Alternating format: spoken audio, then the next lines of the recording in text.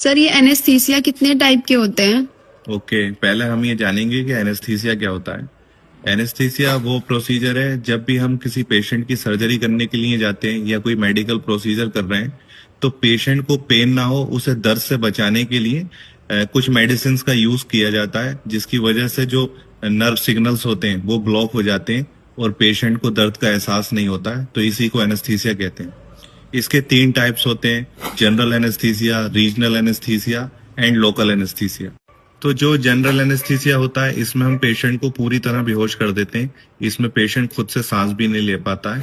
इसमें हम पेशेंट को अलग से ऑक्सीजन प्रोवाइड कराते हैं। इसके भी 2 टाइप्स होते हैं। एक होता थ्रू टू द आईवी, जिसमें हम पेशेंट को इंजेक्शन देते हैं, जैसे कि प्रोपोफोल है, एट्राक्यूरियम है, सुकोल है और मिडाज है। इस तरह के हम पेशेंट को इंजेक्शन देते हैं।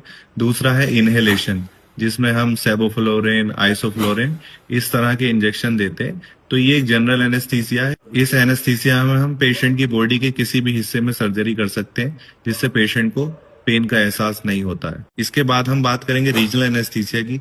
इसमें बॉडी के स्पेसिफिक एरिया को नम कर दिया जाता है और नर्व सिग्नल्स को ब्लॉक कर दिया जाता है। इस एनेस्थीसिया में पेशेंट अवेक रहता है, वो बोल सकता है, देख सकता है। जैसे कि स्पाइनल एनेस्थीसिया, रीढ़ की हड्डी में इंजेक्शन लगाया जाता है, जिसकी वजह से जो लोअर लिम्ब है, नीचे का हिस्सा, वो सुन्न हो जाता है और सर्जरी के दौरान पेशेंट को पता नहीं चलता है। इसमें जो इंजेक्शन यूज होता है वो बुपाकेन है। इसके बाद हम बात करेंगे लोकल एनेस्थीसिया की। इसमें एक स्मॉल स्पेसिफिक एरिया को नम किया जाता है।